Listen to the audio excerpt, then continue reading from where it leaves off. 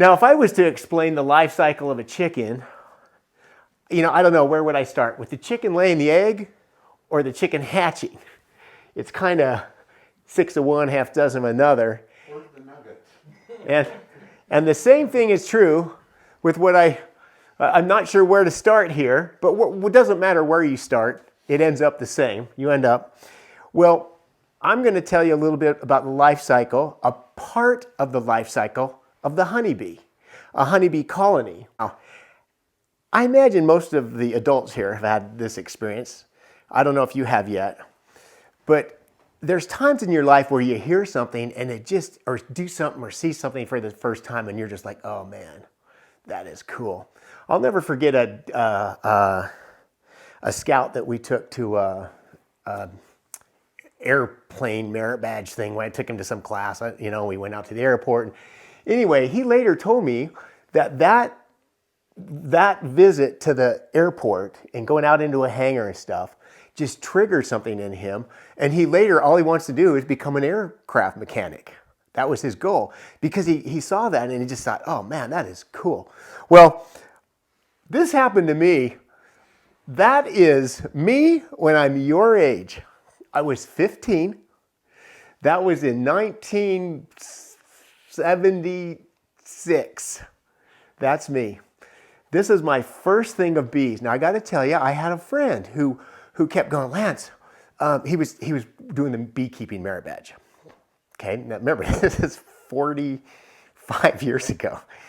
He was doing the beekeeping merit badge. He goes, I got my bees, and I thought, oh, okay. So I remember we were swimming at the pool one day. I got my bees. I didn't know what he meant.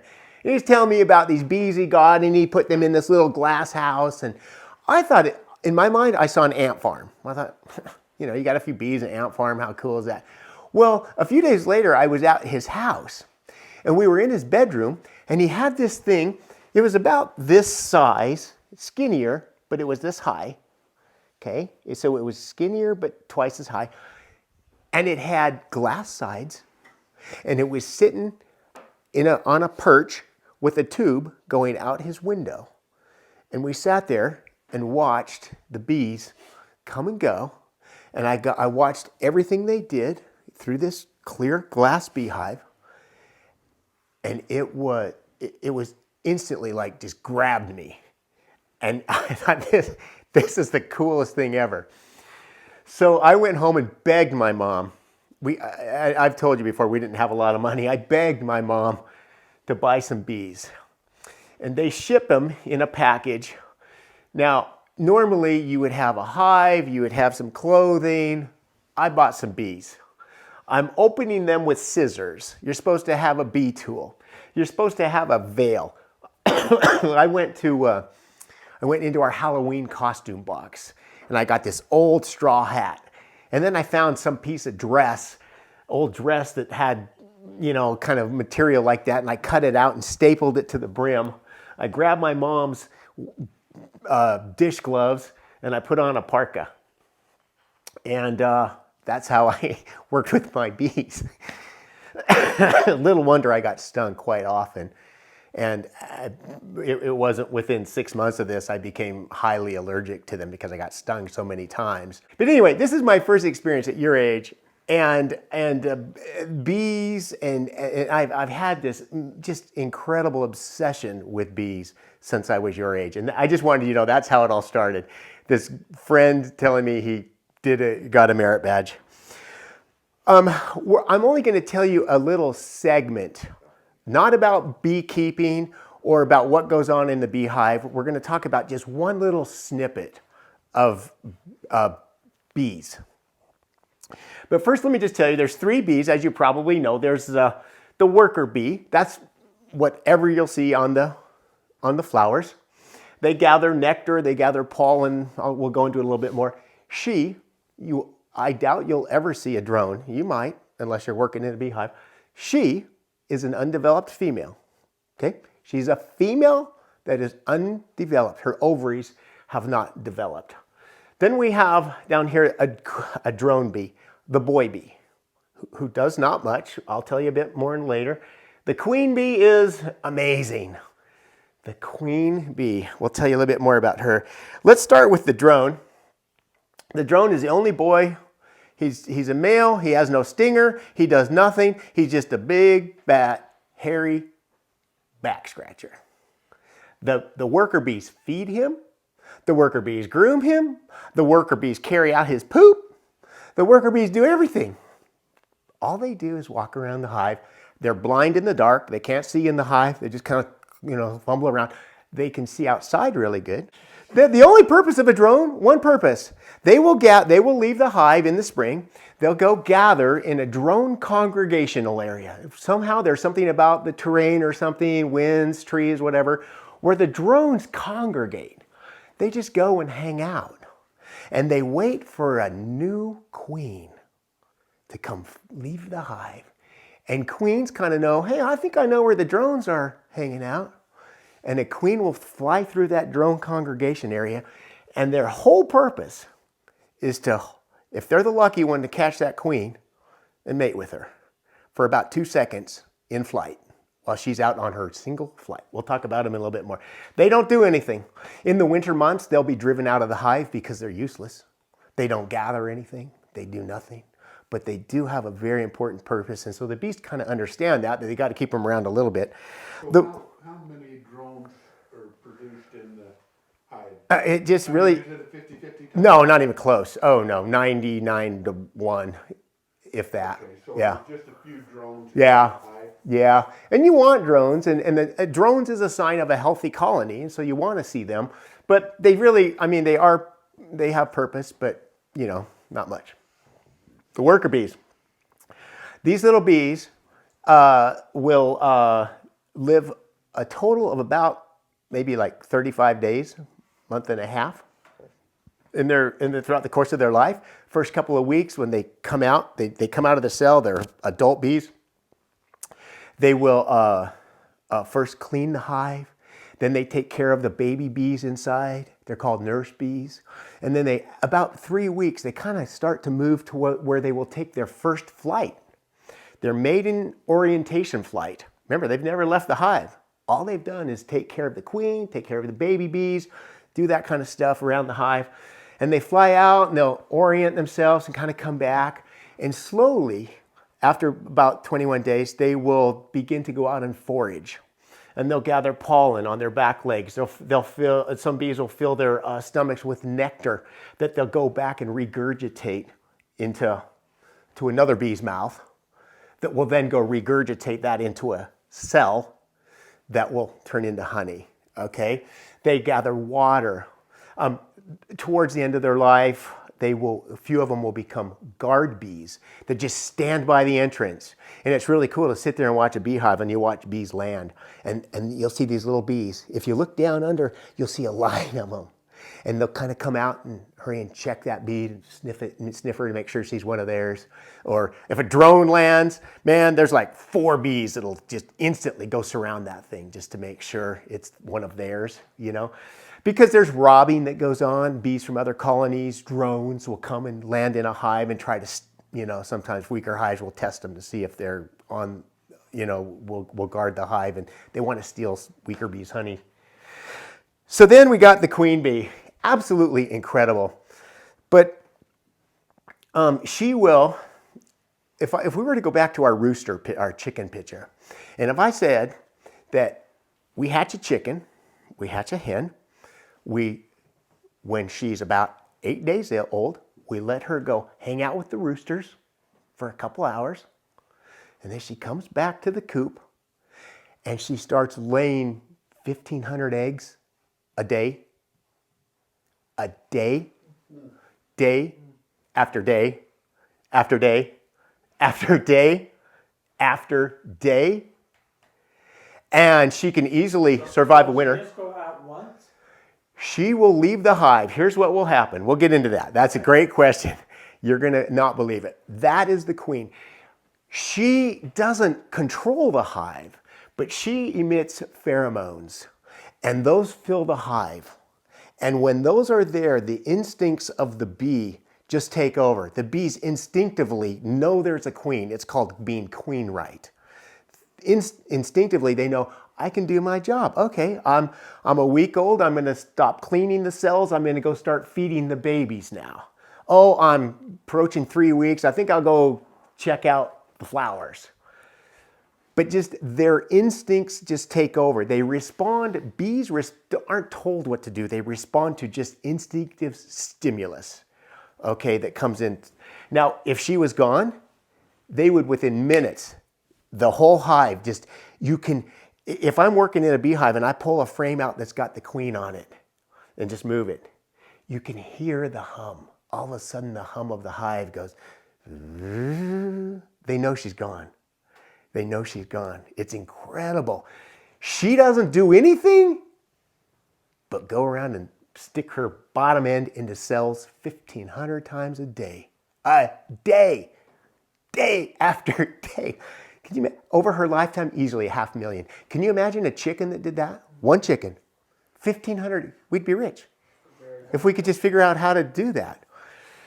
She doesn't feed herself. She doesn't do anything at all. She just walks around with a little court of bees. She would be surrounded by bees, just caring for her, grooming her, feeding her, taking care of her every need. Well, all she does is walk around, look in the cell and go, oh, that one's prepared for, right? She sticks her butt down in, lays an egg and moves on. It's incredible, absolutely incredible. But here's what's just will blow your mind. This is how it works. The queen lays an egg. After 3 days, that egg hatches and becomes a larva, okay? At 9 days, so 6 days later, it becomes a pupa, very similar to a butterfly. Like very similar, if you can picture that as a caterpillar, right? It does its cocoon thing.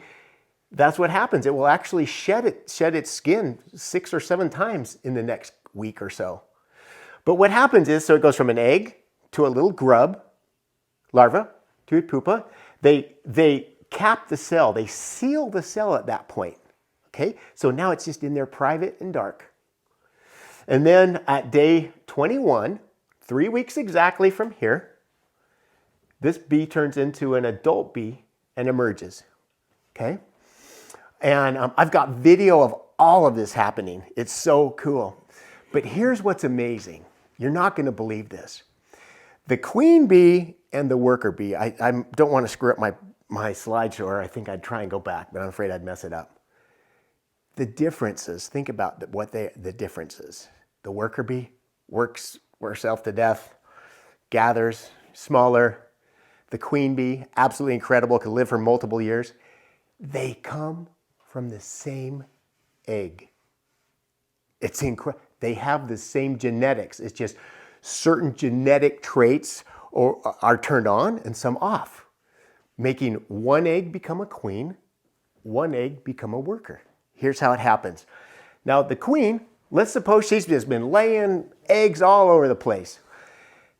And the bees are sensing that she's, and this is the whole point of what I'm talking about tonight and what we're gonna do. The bees are sensing one of two things. Our queen, the pheromones are weak. They can tell she's getting old and weak because they just can't smell her quite like they normally would.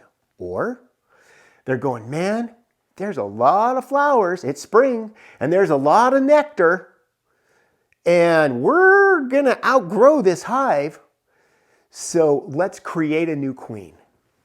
And half of us can leave, okay? And the new queen can stay here, and half of us will take the old queen. That's called swarming.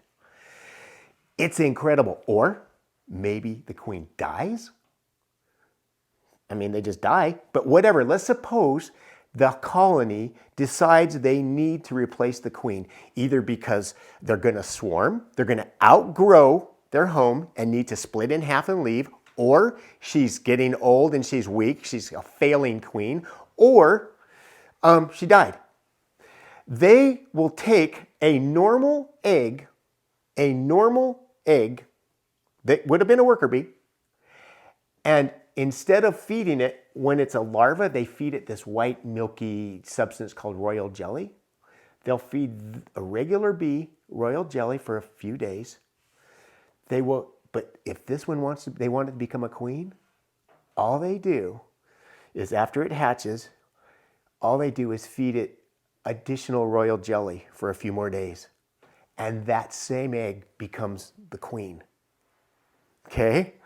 Do they usually just do one, or do they do a backup? It could be either. Sometimes you'll see 6 or 7 in there. And then, so here is, remember I told you when the bee is 9 days old, they cap the cell? This is all capped. It's called brood. These are all young baby bees. You can see we've got the larvae in there that aren't yet capped. This is all capped bees. And see what they did here? They took one of these cells, fed it a royal jelly, and made a big old cocoon for it to develop in. Okay? And that egg, so that queen, comes from the same egg, same genetics as a regular bee. And they are completely different. It's just incredible. If I were to say to you, how do bees reproduce? You'd probably say, the queen lays eggs. But that's not really true. Bees aren't individual organisms. They're super organisms, which means the whole is the species, not individuals. One can't do anything by itself. They reproduce by dividing in half and half of them moving on.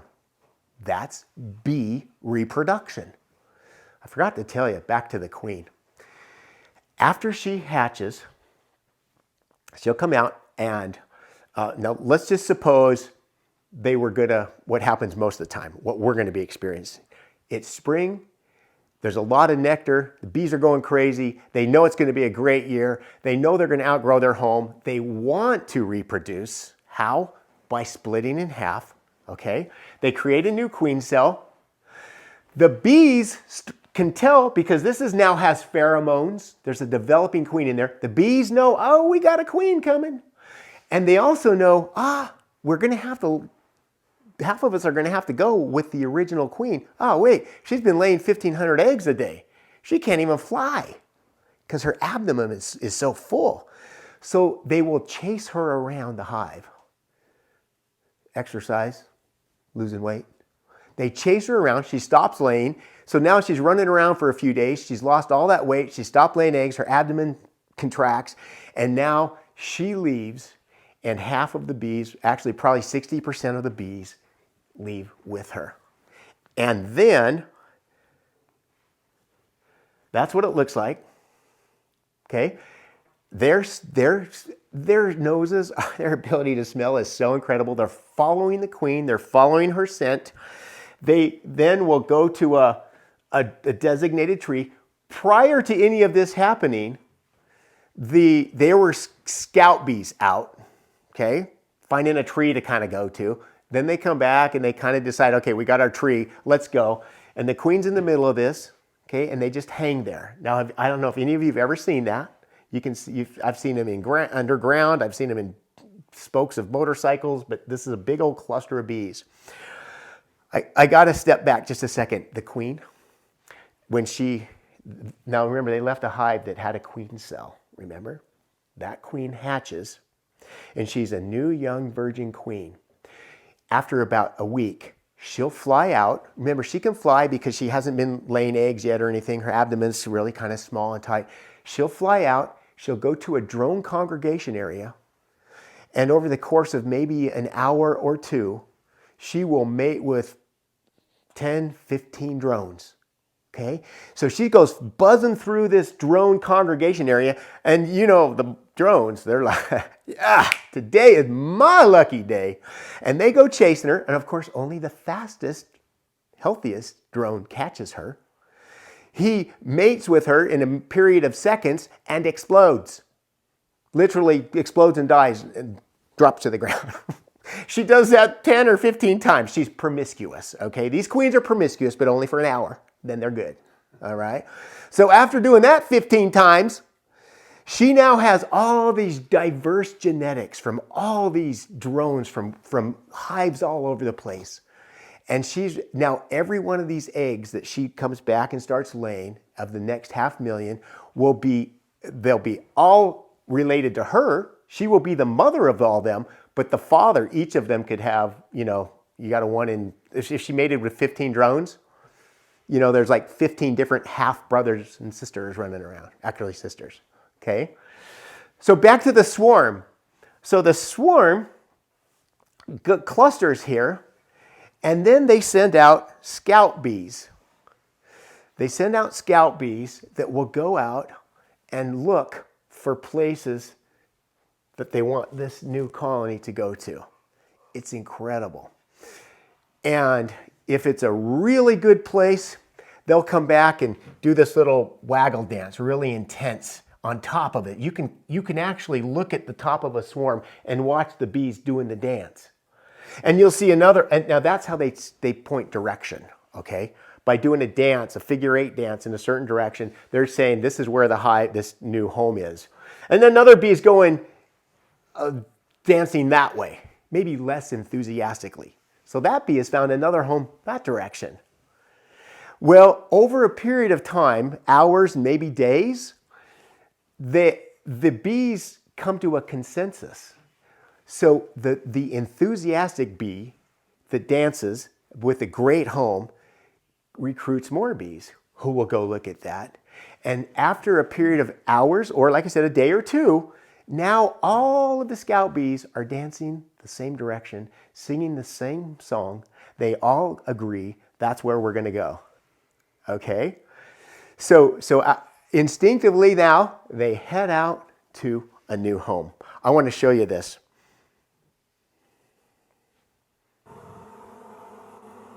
Okay, this is me standing in the middle of a swarm. Do you recognize that?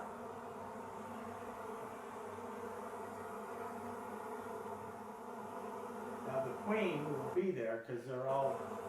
She's landed. She's already landed on the hive right now. Yep.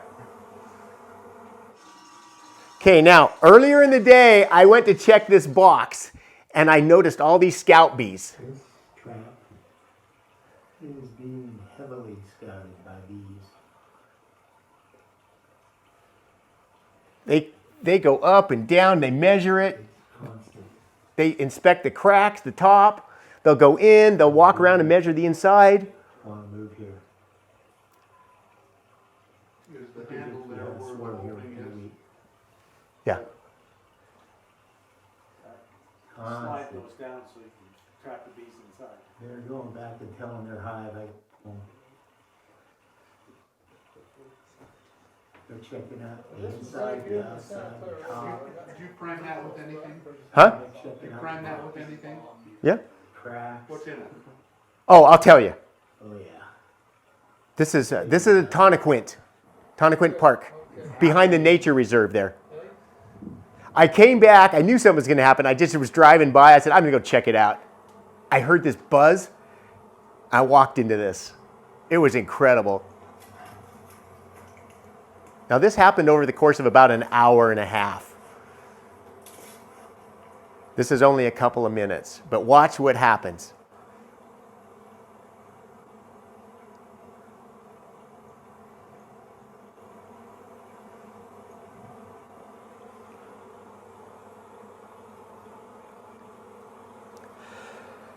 So you're standing there just in your regular clothes. Just standing right in the middle of them, man. It's incredible. And they don't even care. They don't even care. They have no care except getting to their home. The internet's not giving this great picture. This is made, this is YouTube video, so it's not the greatest.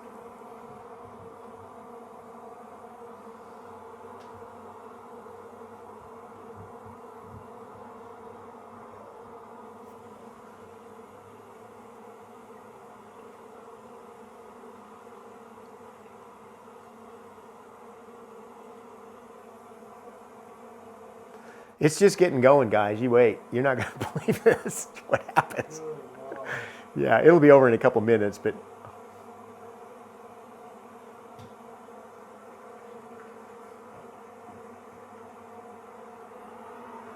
Let me go grab something real quick.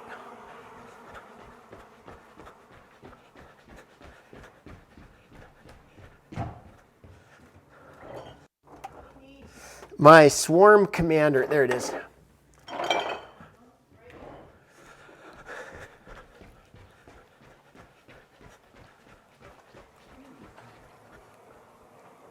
Can you believe the size of that?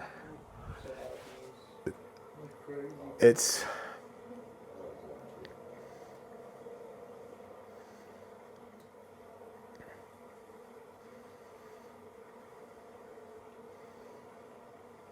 Did you see something at that particular location that made you want to put that there? no. I'll tell you. I'll explain to you how I choose it. Yeah, because that is very important.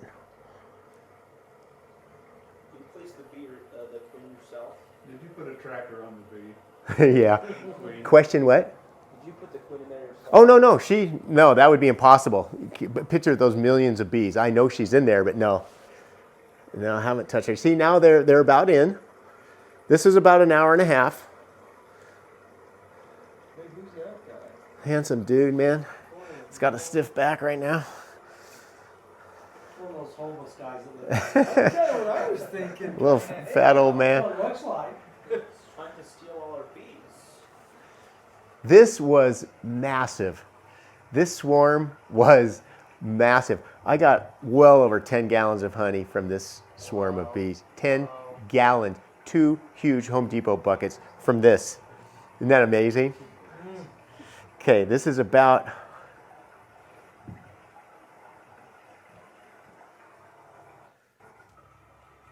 you make more honey in a year than I do salsa during the holidays? No, that's a lot of, no. So this is the next morning. It's just, now they're just getting to work. Look at that. Isn't that amazing? Wow. Can you remember that massive cloud of bees? They're all in there right now. They're just working now, aren't they? Yep. Okay, now, look at, this is my office in California.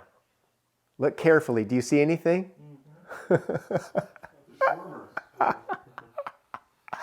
And the roof is flat, so you don't want to know what's up there. Yeah. I mean, you can hang these things anywhere. Why you go down there now? It's the bees, right? No, it's not. No, I neglect them. Actually, I'm not there enough to take care of them. It's kind of sad. I had 2 swarms that had moved in, and I didn't get them out of the hive fast enough when they... So, anyway. Now, this is what happens next. Maybe not. Okay. This is 5 days after I caught that swarm, okay? I gave them time to get settled in. I went at night. It's a lot darker than it seems. I just screwed that little thing shut. I didn't even need a bee suit, but I always assume one's gonna get out and just go right at my face, and I'm very safe.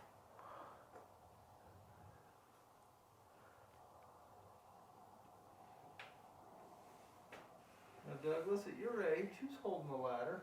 It's on the ground. Okay. At my age, I jumped up and down that ladder so fast. I got a truck for the ladder now. I'm so happy. Oh my gosh, I'm so happy. This is right off that bike path. There's a bike path that goes back there along the river. I'm right there, right? The bike path is like, there's the bike. Puts them in the front seat. Well, I tied the top down. Seatbelt on it? Huh? Did you put the seatbelt on it? No, I didn't think about that. The top was tied down. There was no way they were getting out.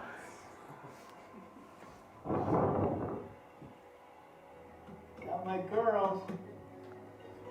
Yeah, it is. What are you singing to them? I like that. They like music. Yep. Tell me. So look, the next day I took them home, opened that thing, and I put this box around the front. Remember, they want to go home. They fly out and they go, this isn't where I live, and they want to go home. I put this around the entrance to confuse them, to make them really look hard at where they're at, so they can reorient their new home. Okay, that was the first day after I brought it back. This is the next day. Like 60 feet tall. Is that just sugar water? Yeah. Wait, I was there last night and that wasn't there, but now I'm here now.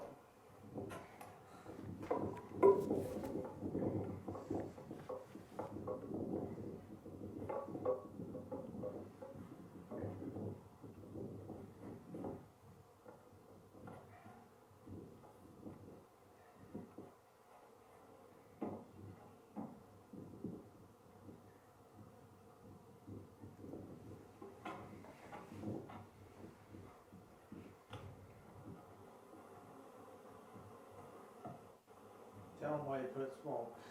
So the smoke really calms them down. Instinctively, they think fire, and they totally forget about me. Look, they did that that's all comb they made in, those 7 days.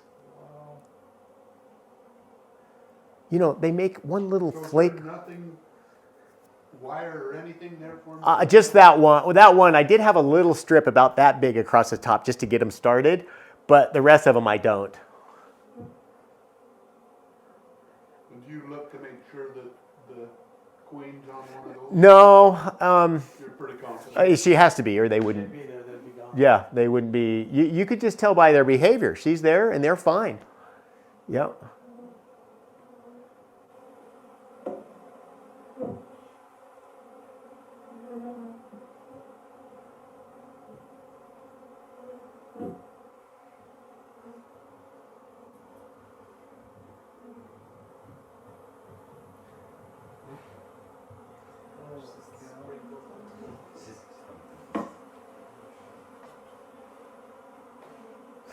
You can see I had some package. Those were packages of bees back there that I bought on there. Trying to bite you right now, some of them. Maybe a couple might be. Yeah, but Now, did you put a screen? it's a queen excluder. Oh no. Oh, what you mean here? Yeah. Yes, it's a queen excluder, and then that's the honey box. I put a queen excluder on the top of the one box. I only do one brood chamber. Some people do too.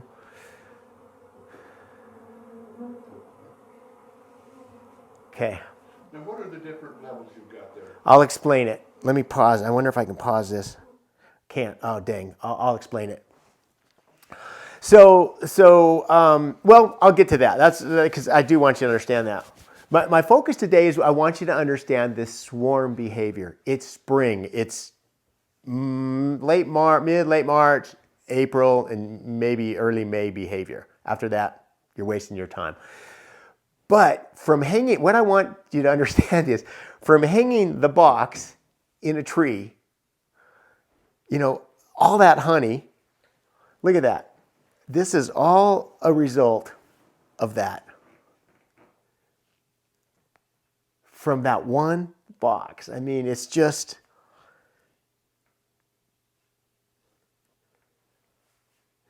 So my grandkids love to sell honey, and we'll set up a little stand just for 4 hours one morning, and otherwise they go sell it door to door. We sold like $1,200 of honey in just a few hours. From this, we got the beeswax and made our own lip balm. The Ences made hand lotion, bars, face cream, hand cream, you name it. All of this from a swarm of bees from a box that I hung in a tree. It's just not even... I just made these last night. It's only the second time I've ever done it. Honey sticks. I got some for you. So there it is. That's this. Now, what I would like to do over the course of the next month, different nights, is we can build a bunch of these. Okay, we could build maybe like 6. We could build them in teams. Now, what you decide to do with it, if you want to go hang it up somewhere, great. Otherwise, just give it back to me. If you want to hang something and you catch some bees, I'll help you. I'll tell you exactly what to do. You can give them to me, or you can get a hive. You can do whatever you want, but you can make it, and then I'll let you decide. You know, some of you won't be interested. Some of you will be all over this. It's up to you what you want to do.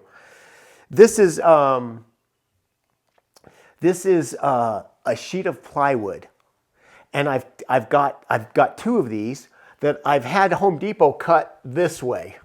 Okay. And from that sheet of plywood, we can make 3 of these. All right. One sheet.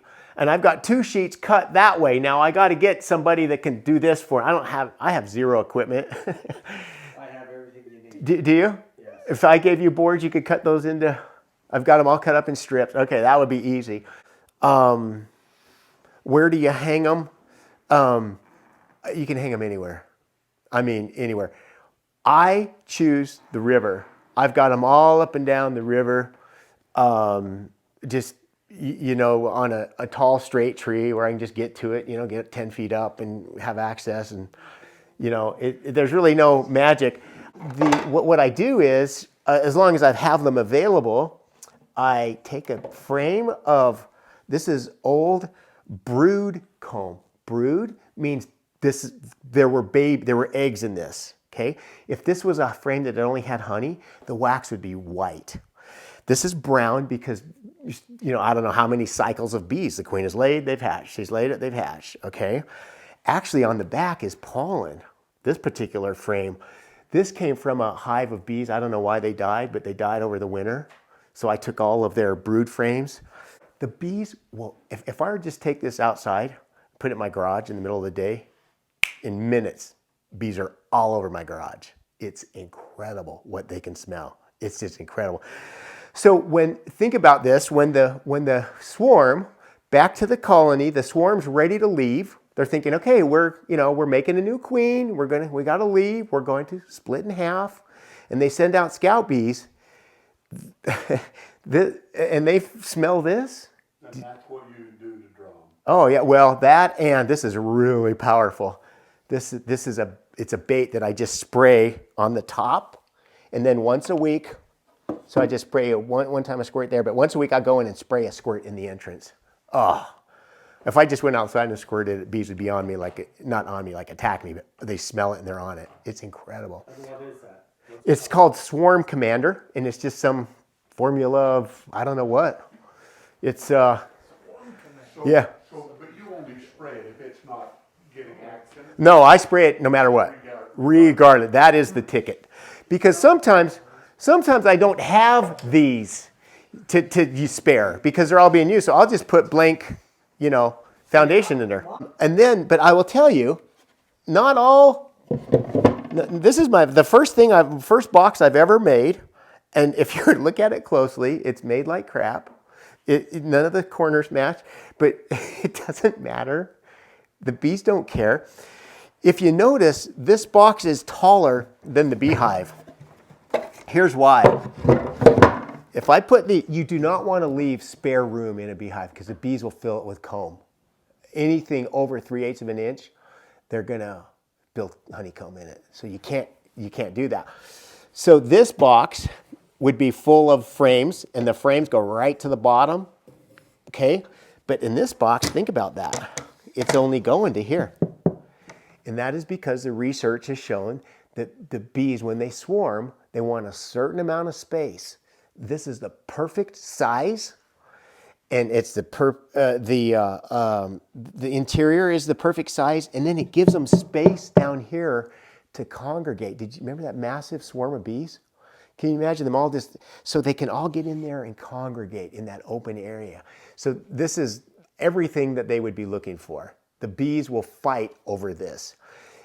I set out, every one of them that I set out, I mean, all the way up by Jacob Hamlin home, out to Tonnequint, over in front of the high school, every one of them, across the street from my house, every swarm trap caught at least 2 swarms. At least 2. I was thinking I might catch a couple, So I bought like 8 or 9 boxes, think I might get a couple. 24 swarms. It's incredible. Not all of them are like what I saw. Some of them are really small. Remember, the queen that left is the old queen. She could be maybe not the greatest. So what I do is, depending on the size of the swarm, I'll either put them in this, or this, okay? Usually they'll go in this. And I'll watch them for a few weeks, and I'll see how good the queen is. Is she laying a lot of eggs, or is she really spotty? I mean, it doesn't take long to tell what you've got in there. If she's no good, I'll kill her and let them take her eggs that she just laid. What are they going to do?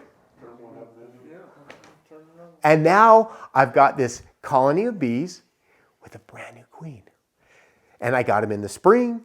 So within a month or so, she's going to be good. The queen will be developed. She'll be mated. And now I'm cranking it out. So by June, July, August, I moved my bees to beaver in those months.